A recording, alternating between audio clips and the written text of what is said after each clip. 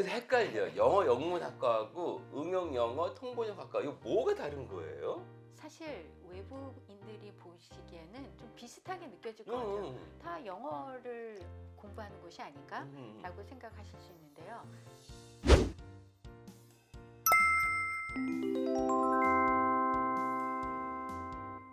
통번역 교육을 위한 기본 개념과 모델. 제가 이 책 제목을 보고 사실 여러 가지 생각을 했는데, 아니 통번역 교육하는데 뭐 통역 잘하게끔 그냥 뭐 하면 되지 뭐 이런 무식한 생각을 했거든요. 여기도 뭔가가 있는 겁니까 그러면은? 많은 사람들이요, 사실 통번역이라는 것을 학문으로 생각해야 되느냐, 이렇게 한 테크닉. 학과에서 전공을 할 정도의 학문이냐, 이런 의문을 가졌던 때가 있어요. 그런데 그 어느 시점에서 이거를 그냥 언어만 잘하는 그런 이중 언어자들, 뭐 삼중 언어자들, 이런 사람들이 하는 것이 한계가 있다, 이런 생각을 많이 했고요. 우리 이쪽에서만 필요한 기술은 분명히 있습니다. 그래서 그런 테크닉들, 전략들, 이런 것을 우리가 많이 연마하고 숙련해야 될 필요가 있는데요.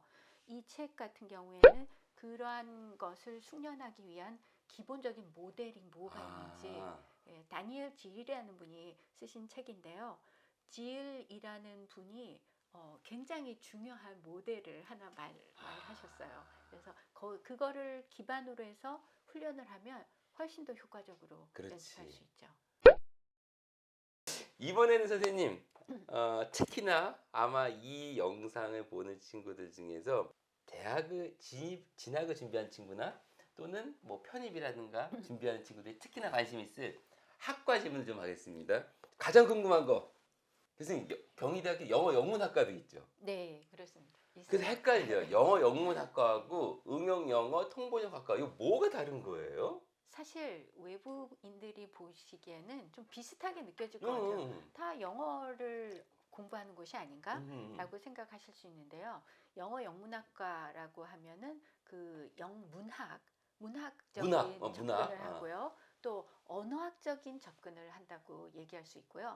언어하고 문화. 네, 통번역 쪽은 이제 통역과 번역의 스킬 같은 거, 아니면 통번역을 수행하기 위해서 필요한 제반 그런 지식 같은 거.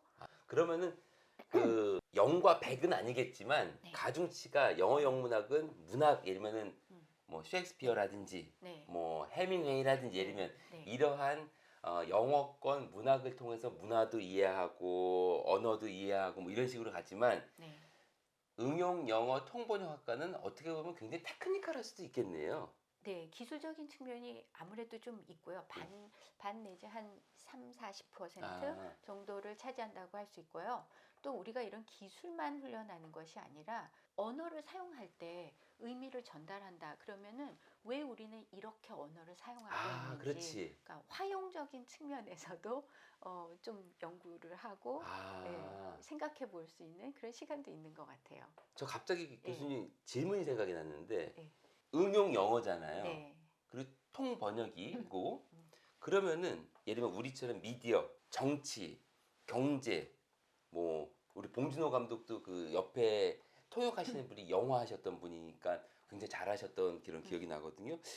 이런 식으로 가면은 전공하는 친구들이 다양해야 되지 않아요? 대학원 과정을 보면은요, 아무래도 굉장히 다양한 전공에서 오고요. 저 같은 경우에는 학부 전공이 영어 영문학이었는데, 영어를 학부에서 공부하다가 대학원에 가서도 또 이런 언어적인 측면을 많이 공부하니까 사실 오히려 주제 분야, 뭐 경제라든지 과학기술, 이런 뭐 의학, 이런 쪽에서 지식이 좀 부족한 걸 굉장히 많이 느꼈어요.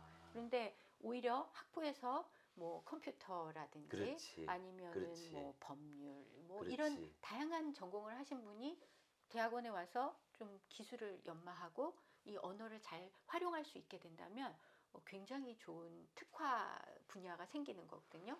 네. 그럼 지금 우리 학부 가던 친구들 중에서는 복수 네. 전공이나 부전공하는 친구들이 많이 있나요, 그러면? 그럼요. 저는 적극적으로 권장합니다. 그럴 것 같아. 네, 네. 통번역을 하면서 영문학을 복수 전공하는 그런 학생도 친구도 물론 있고. 있고요. 그러면 아무래도 이 언어에 대해서 좀 더 깊이 있게 좀 알고 진짜 체화시키는 부분이 있는 것 같고요.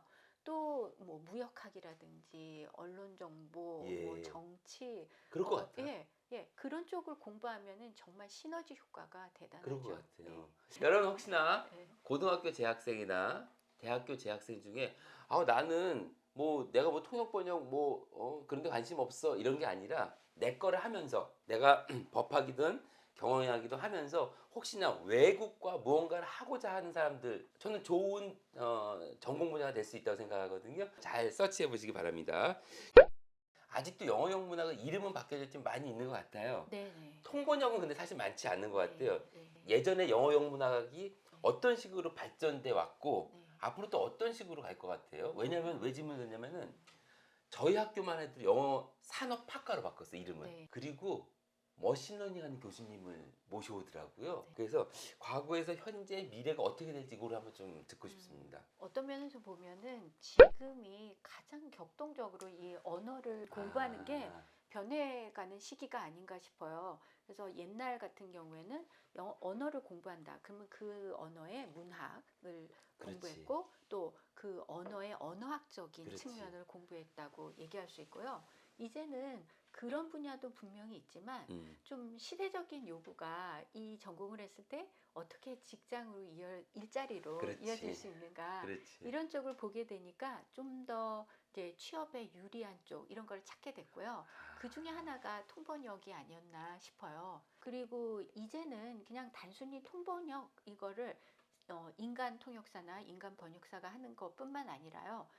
굉장히 다양한 뭐 AI라든지 맞아. 컴퓨터 구글하고 네. 네이버 뭐 이런 거. 네. 이런 거를 활용해서 또 이 수행이 되는 경우가 많거든요. 그러니까 컴퓨터 쪽과 연계된 그런 학문도 통번역 학과에서 물론 좀 더 관심 있게 봐야지 되지 않나 이런 앞으로. 생각도 합니다. 이 말씀을 하셨기 때문에 급 질문 들어갑니다. 그냥 일반인이 잘 모르시는 분이 나중에 되면은 그거 다 통역 번역기기 다 나와. 이거 안 해도 돼. 정말 그렇게 될까 선생님? 네. 5년에서 10년 사이를 봤을 때 선생님 생각은 어떠세요?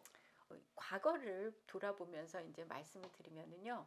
불과 몇 년 전만 하더라도 학생들하고 이제 수업을 하면서 여러 가지 텍스트를 읽는데 거기 중에 하나가 이런 기계 번역 뭐 이런 거였어요.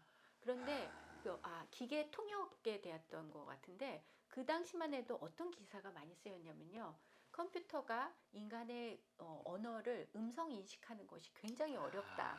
과연 이거를 해낼 수 있을까? 그렇지. 왜 이런 기사가 쓰였었거든요. 그래서 우리가 정말 안 된다. 응. 30년 후를 내다보는 기술이다라고 생각했는데 불과 몇 년 사이에 음성 인식 이제 다 되고 있고요. 그러니까 앞으로 이게 뭐 5년 안에 이제 인간 통역사는 필요 없게 된다. 뭐 인간 번역사는 일자리를 다 잃을 것이다. 이렇게 얘기하기는 힘들겠지만 어느 정도 저희가 대비할 필요는 있다고 분명히 생각하고요. 그리고 또 한 가지는 아무리 기계가 발전해도 인간을 대체하기에는 좀 무리인 부분이 분명히 있어요. 저는 그거는 확신하거든요. 기계가 아무리 퀄리티가 좋아도 인간만큼 그 세세한 의미를 분석해낸다든지 정확하게 잘 전달할 수 있는 능력은 아직은 그렇지. 없어요.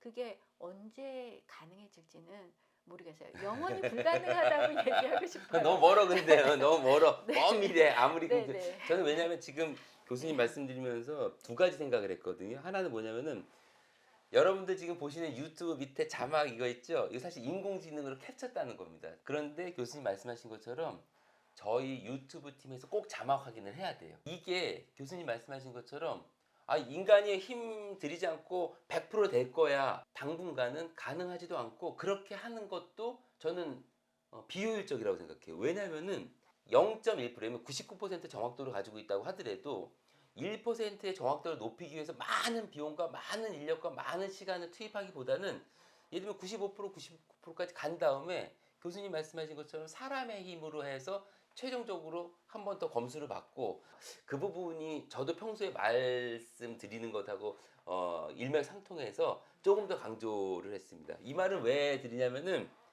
그러니까 여러분 영어 공부 열심히 하세요.